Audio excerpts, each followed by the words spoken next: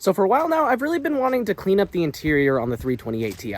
Overall, the interior is just pretty nasty and it makes the car pretty uncomfortable to drive. One thing that I think is going to make this a lot more comfortable to drive and make it feel a little bit more of a full interior is actually getting some door cards in this thing. So here's the plan today. I went over to Lowe's earlier and I picked up this massive sheet of plastic and we're going to be using this to make some door cards. I definitely went overkill with this sheet. I want to say it's something like 4 feet by 8 feet. So I mean, even if we mess up a door card or two, we should still have plenty of material left to be able to make some more. So since we don't have any quality cardboard to be able to make a template with, I'm actually just going to go ahead and use one of the old door cards, give it a good trace, and then we'll use that as like a rough outline, and then we'll trim from there as we go to fit it up on the door. Oh dude, this cuts like butter. Oh yeah.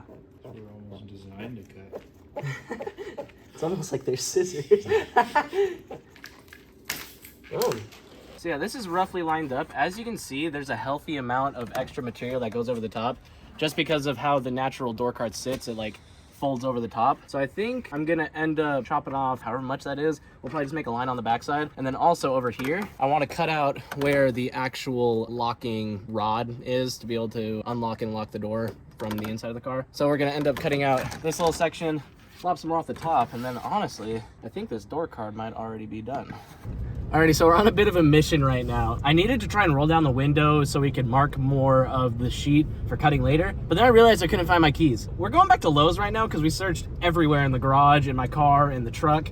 Nowhere to be found. So yeah, like I said, we're going back to Lowe's and I'm hoping it's in the lot. I already called and customer service said there's nothing in the lost and found. So I'm really hoping we'll be able to find my key. Okay, so status update. We just got done at Lowe's, retraced almost all my steps through the store, went through the parking lot where I parked the car, and it's nowhere to be found. So at this point, there's like one of two options, I would say. Either some kid picked it up, didn't say anything to their parents and didn't turn it in. Ate it. And ate it. Or it's somewhere at the garage, and I'm just too dumb to be able to find it. Did you eat it? You know, I was a little hungry earlier. So we just got back to the garage, and I shit you not, within like 10 seconds of being in the garage, Preston found the keys. They're over here on the welding table behind this drill. Jesus Christ.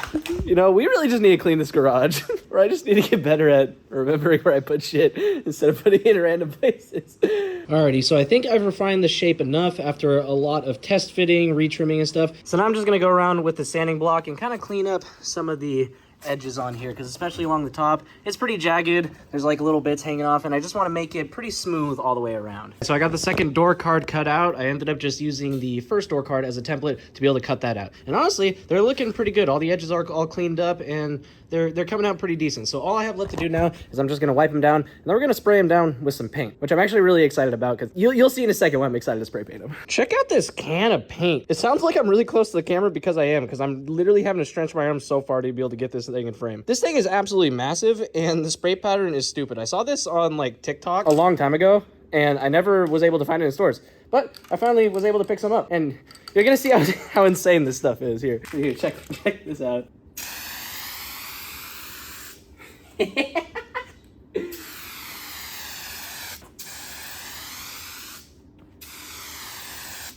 That's a pretty good spray pattern.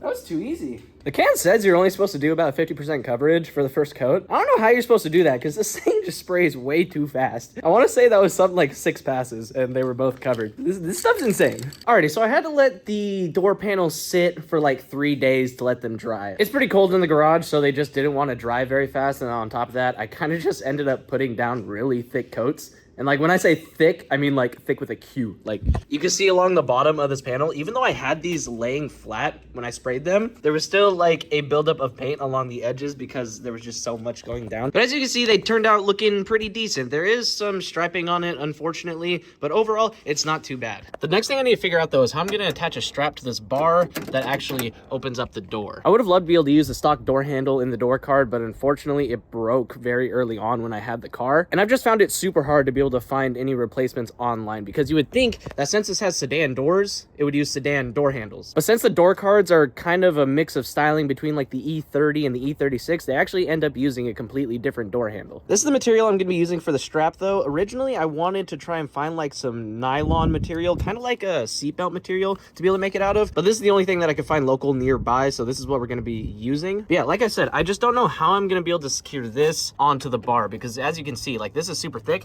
and there's not a whole lot of area for it to pull on right here. So I've got the door card actually mounted up to the door just with 2 self-tappers right now. And what I'm doing is I have enough room back here to pull this back, and I can find where the bar is sitting down there, and then I'm actually just cutting out a little slit right here with a razor blade. And what I'm doing is I'm actually offsetting it a little below center of where the bar sits. That way when I'm pulling the strap, it has less of a chance to pop off the top, and it'll kind of stay more hooked on to the actual bar itself. I did end up making a little bit of an oopsie when I was trying to self-tap up in this corner though. There's almost like no structural support behind this piece of metal on this side of the door, except for in this one spot. I'm not sure what it is behind there, but there's definitely a piece of metal behind that spot. But if I move down just like an inch, there was just no metal right there. That's kind of annoying. Probably gonna cover that up with like a piece of electrical tape. With the slit cut out on the first panel though, I just went ahead and took it off the car, and then I laid it on top of the other door card, and of course flipped this one over because it's mirrored on the other side. And I just went ahead and marked each side with the razor blade. That way I don't have to go back and try and do all the eyeballing on the other side. But now what I'm gonna do is I'm actually gonna go around the inside edge of the slit with some electrical tape, just so we don't have to see all this white on the inside. And then also that way the strap will have something nice to slide on and won't get chafed up on the edge of the plastic. And of course, I can't go 5 minutes without cutting myself with a razor blade. I can't deal with sharp objects, I guess. Alrighty, so here's what I ended up coming up with for the strap. Now, obviously I didn't film my process with this. I was kind of just messing around with a couple of different ideas to see what would work, but I'll give you a rough idea of how I did this. So I got my roll and I cut off an arbitrary length of 14 inches. And then what I ended up doing, instead of keeping the full width of the strap, I ended up folding it over the entire way in order to strengthen the overall tensile strength of the strap. And then with everything folded over, I ended up just using a tiny little bolt down on this end. And I made sure not to get it too close to the end, because as you can see, this is wanting to fray pretty badly. But with it down here on the end like this, it's holding up pretty well. And then over here at the car, we can go ahead and test it out by slipping it over.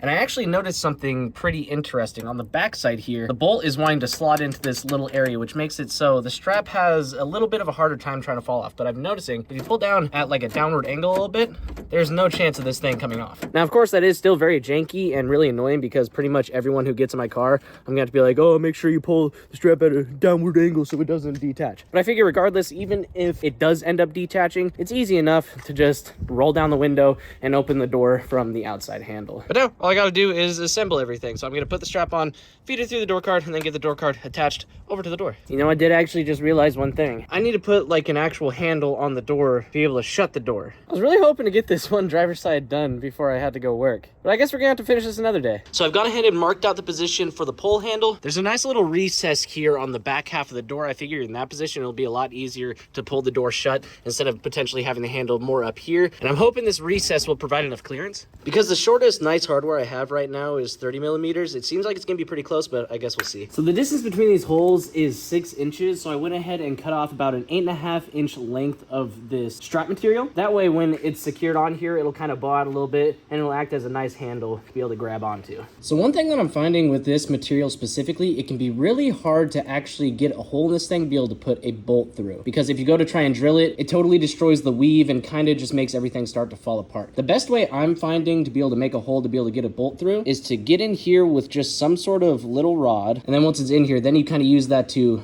stretch the weave apart just enough to be able to almost have like a pilot hole to try and squeeze the actual bolt through. So now you can see I just have a little bit of the weave torn apart, and now I can kind of go through and squeeze the bolt through. And then the end of the weave still stays intact, and it should retain a lot of its strength, so it's able to be tugged on. And boom, just like that, this door card is ready to go on the car. Unfortunately though, it is raining. I'd love to be able to just pull the car in, but unfortunately the garage is a little worse for wear at the moment. So I'm not gonna be able to pull the car in, so I guess we're just gonna have to deal with the weather.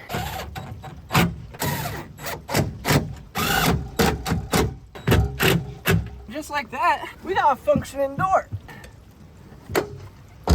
I've got to say, this This pull handle actually feels a lot more rigid than I was expecting. And it does seem like the bolts are actually bottoming out on the backside, but that honestly doesn't seem to be a bad thing. It's like, it's not bowing out the door any. They're just kind of resting on there. I don't know, maybe it might rattle a little bit. I'm hoping not, because it feels like there's a lot of tension on here where it won't be able to rattle. So for the actual door handle strap on this side, I ended up making a slight modification to make sure it doesn't slip off.